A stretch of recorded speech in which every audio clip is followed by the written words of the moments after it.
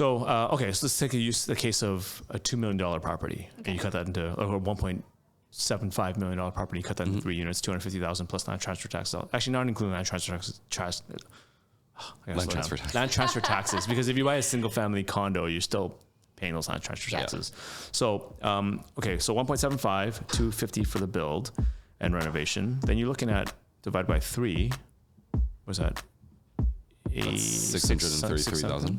That's still cheaper than a single family. Yeah. Single condo. Average condo. You could probably get 2 bedrooms out of that. 2-bedroom condo, you're looking at minimum 900,000 in Toronto. Yeah. Look, I get it. The Toronto real estate market is confusing. Whether you're a new or experienced investor or just looking for a home to raise your family in, join us at Broadview Table Talks as we sit around the table with my friends and talk about the real estate and the ever-changing market in Toronto.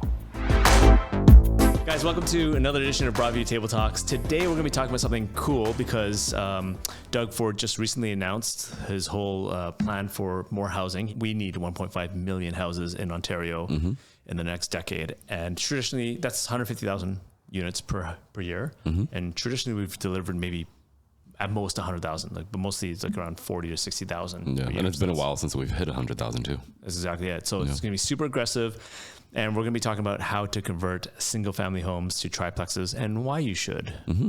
Very cool. So let's go for it. All right. You have any questions? How do you get started? How do we do this? Well, I mean, have you seen any clients do it? I have seen one. My favorite example is actually right on my street, and I live in the Plater Estates Danforth area. Nice. They took an old house. Last occupant was there for about 40, 50 years, and they tore it completely down, gutted it, and built a bespoke home on it. The main living unit has like a 4+1.5 washroom configuration. It has an over 800 square foot basement apartment. That's 2 bedrooms. There's still 2-car parking, but what they did was they built a 2-bedroom apartment right above the parking garage. Oh, no way. So an ADU as well, accessory dwelling unit. Yeah. So, I mean, the property barely has any yard space, but it has so much living space. How many units again? 3. 3 total. Awesome. It honestly looks fantastic. I did the whole walkthrough and tour and everything, and it makes at least 65,000 gross in rent. It's gotta be more than that. It was last year, so it's got to be more than that with the 20% increase year over year. So 65,000. That's like what, 2,000? No, it can't be. It's gotta be way more than that. It's way more, yeah. So it is, like, especially now that rent has increased so much. It's honestly a fantastic investment. Because that would be like $6,000 a month, pretty much.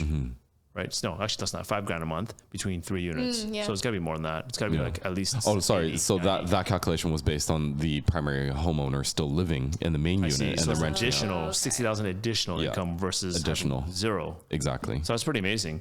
How do you feel as a neighbor having that in your backyard? Honestly, it hasn't really affected me. There's always been a lot of traffic in my neighborhood anyway because I'm right by Pape Station.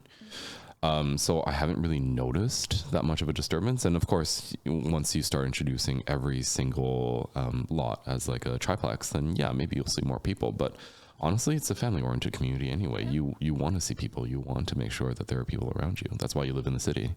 Well, that's the reason why you picked Plater Estates in that area, right? Because you're so close to the Bloor Danforth subway station, and you're close to all the amenities and all the stuff around there, as opposed to being in the suburbs where you get more space. Exactly, but it's quiet when you're out at like 6 o'clock at night and there's nobody around you. Nice. So the reasons why you'd want to have, first of all, multiple units versus single unit is because you get the variety of tenants, right? I mean, you get a variety of income sources. So if one tenant leaves, you're not going to have as much vacancies. You'll have a third of the vacancies as opposed to 100% of vacancies. Exactly. Right. And then as the tenants move in and out, then you have opportunities to kind of increase it to market rent as they kind of refresh, right? Yeah. And not all of your eggs are in one basket. So if you do need to do anything, you can actually repair or even upgrade individual units when a tenant leaves. Correct. It's just a good way to maximize the number of units that you have or number of revenue sources. I guess diversify, is the best way to say it. Of course, that comes with its own challenges as well, too. If you have 3 tenants to deal with, that's 2 other tenants that potentially can contribute more noise. There's fighting between temperature and if you have a single source of heating or whatever. And you also have noise complaints and things like that and too much density and all that. But I think it's a great way, especially if you have, so say you take a single house, you have a detached garage structure, or you create a garden suite or some sort of laneway suite. So that's one on its own. And then you separate the basement from the main 2 floors. or you can take it even a step further and have 2 units. So 3 units and then an additional unit. But that actually gets into having to change zoning issues, minor variances and things like that.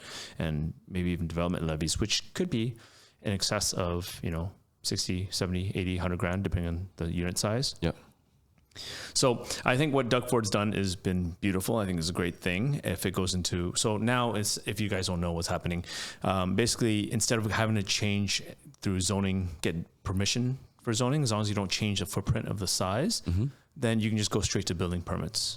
Okay, that was my question. Right. So you still have to get building permits. Yes. So it still has to comply. It still has to, get architect's drawings, structural loads, things like that, fire safety, fire separation, things like that. But at least now it's less intensive and it's pretty quick to do it, or it's much quicker than having to rezone and go through having your neighbors object to it, even for that matter, right? Through minor variances. Yeah.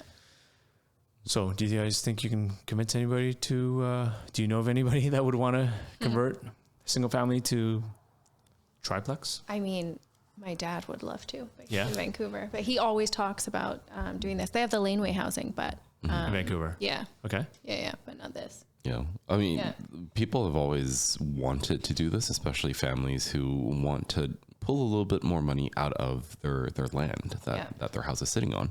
So this has always been a conversation. Now that it's been a little bit easier, or made a little bit easier, I think it's no longer a conversation of how to do it, but when. Right. It's especially with. Well, still how. It's still got to. Still how. Yeah. Still need to connect them with the builders and the right engineers and everything. But it's become a lot easier as a conversation. It's less intimidating to get started. Well, I don't know if you guys have it or not, but like in my experience, I have some people that want to buy a single family home.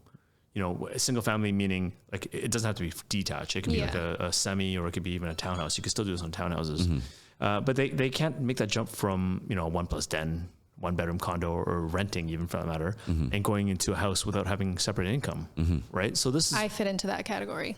That's what we were talking about yesterday. Is if I was to buy a house to actually live in, it would have to have some kind of income property. Well, yeah. So you're not paying for all the taxes yourself. Exactly. You're not paying maintenance, utilities, all that kind of stuff. It's like, well, I guess in theory, you're paying for the utilities. Like if you have more people, then you're going to pay for more utilities, of course, right? But at least it would help offset some of the taxes. For sure. And some of the carrying costs. Yeah. And if you got a large enough footprint where you can actually have 2 tenants, and then you guys take 1 main floor. Yeah. That'd be huge. Yeah. Actually, I want to do that for the office too. That'd be awesome, right? You know what I mean? Have like main floor tenants, whatever. We have the upstairs office or other way around in a residential area. It's like the cheapest thing to do. Yeah. And then I guess the other thing is there's some tax implications along with that, right? So I think if you occupy less than half of it, it doesn't count as primary residence anymore. I think you don't get the primary exemptions. Double check with the accountant to make sure, but I'm pretty sure that's the situation. Yeah. And then I guess financing becomes a little more expensive because it's not your primary residence anymore, right? So, and then you have insurance implications and things like that. Yeah. I think it's great. Still worth it though. If like you have to make the math work in your favor, because this is also like a gateway to becoming a landlord and building your wealth. Because while this property might be your primary residence now, further down the road you could leverage that into something bigger that is your primary residence and rinse and repeat. Yeah, or you can have in-laws stay there as well too, or you can keep it as like there's so many different use cases for multiple dwellings, multiple unit properties.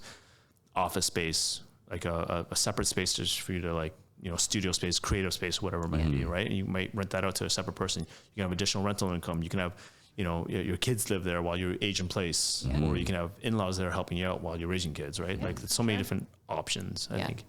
Yeah. It just makes sense. And I've always wanted to own one actually I do own them, I'm thinking. But I mean, I've always wanted to live in one and have tenants downstairs. I've never lived with other tenants, that I've owned in, that I would love to have that.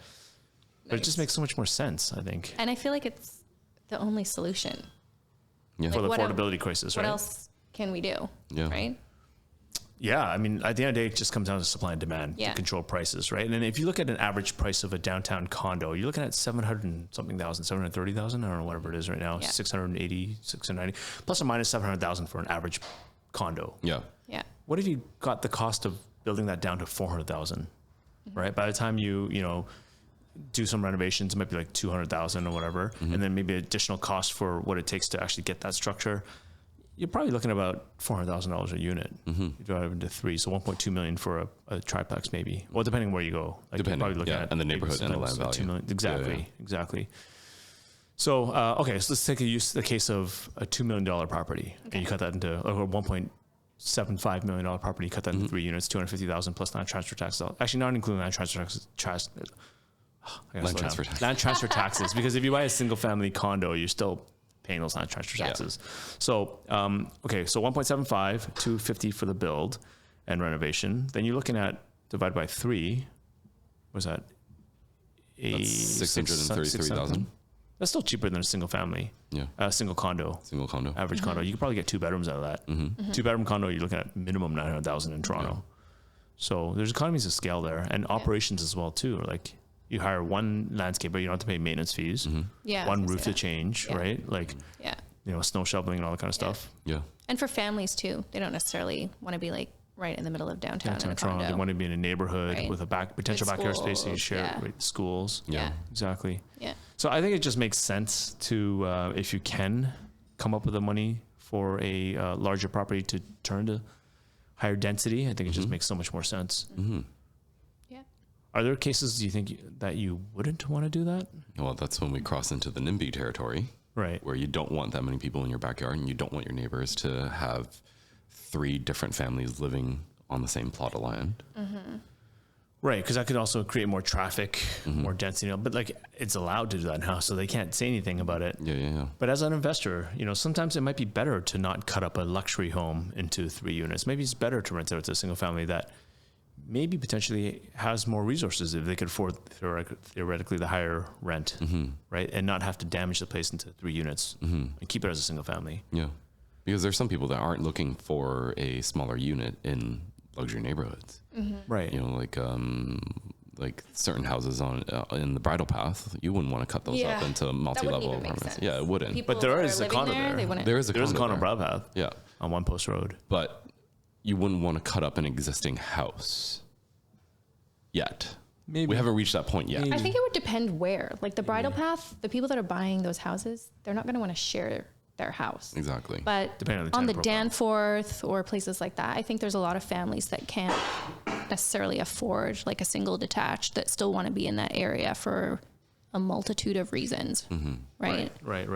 And I guess like speaking on that line, like considering those condos in Rosedale, like there's like large mansions that turn into like a 5-unit condo, for example. They condoized it. That's have you seen those? Like there's a trend for a while in like Little Italy and things like that where they would take a detached place and then make it into an A and B and then actually separate Actually, no, I've seen that even in High Park area. Right. Right. But in Rosedale, because they're larger houses, they would cut it into like actual different floors, and some of the floors would be into 2 units and actually make it a condo, 5-unit condo or something. I mean, like that one development on the corner of what was it, Glen, and I can't remember what that side street was where the bus stops in front of it. It's like a 6-apartment building where a house used to stand on the corner. Okay. And there's a variety of townhouses and apartment buildings. And I'm like, yeah, you know what? That works for some people. Oh, right in the beginning, right near Bloor, Sherbourne area. Yeah, just north of Bloor, Sherbourne. Yeah, exactly. Yeah. So it does work in certain areas, especially if you're close to, say, TTC or at the bus stop. And not everybody wants a full house or the responsibilities that come along with it, but they want to live in the neighborhood. Yeah. I feel like people that live, particularly in downtown areas, they're prioritizing neighborhood over other things. At least I know that for me. Yeah, of course. Especially with kids. You definitely want to have a good neighborhood to raise your kids in. If you're just by yourself, you don't have kids, then of course, or with a partner or whatever, then you want to be near convenience as opposed to... And they're willing to sacrifice on maybe other things like space, right? So and it's affordability. And affordability, yeah, for sure. Right. So most people might want to get in and have one basement apartment or upstairs apartment, whatever, and then rent that out to help offset some of the costs until the mortgage is paid down, until you grow some more equity into it, and then you can convert it back to single family. So, yeah, I think it's a good thing for Toronto or Ontario for that matter. And I think it's a good thing for our housing market. And some much needed flexibility. It's something that we've been complaining about for a while. Yeah. I guess the only challenge is now so the big caveat in order to do this as of right is that you can't increase the footprint of the space other than accessory dwelling units, which is the garden suites and the laneway suites. If it's the actual main house and you want to make it into 3 units, you can't do an extension without going through the zoning approvals or minor variances, right?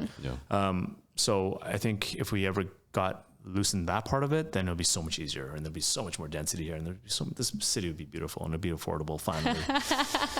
So one day we can hope. Ken's all for the development. Well, I'm all for density. Like Yeah. I like being in New York North. You know what I mean? Like in New York, the New York of Canada. Yeah. You know what I mean? I like that. Yeah. Like I like having diversity. I like having culture. I like Me too. having I love it. options. You know, Yeah. I don't want a small town. Yeah. So the more density, the better. I'm a Yimby. My last name is Yim, but I would like to have Yimby. You know what I mean? Like yes, in my backyard. Yeah. Because I welcome it. Yeah.